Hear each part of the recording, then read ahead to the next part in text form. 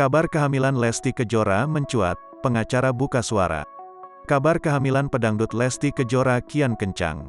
Istri aktor Rizky Bilar itu akan beri adik pada Muhammad Leslar Al-Fatih Bilar.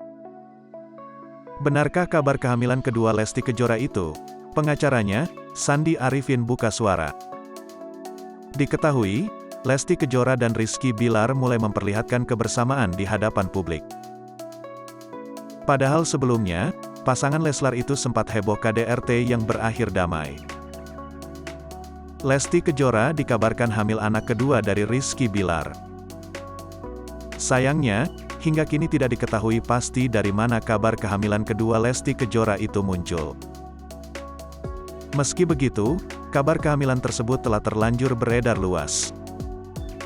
Terkait kabar Lesti sedang hamil anak kedua, sang pengacara Sandi Arifin memilih tak berkomentar. Sandi Arifin yang ditemui awak media, hanya melemparkan senyum dan enggan membahas kabar tersebut.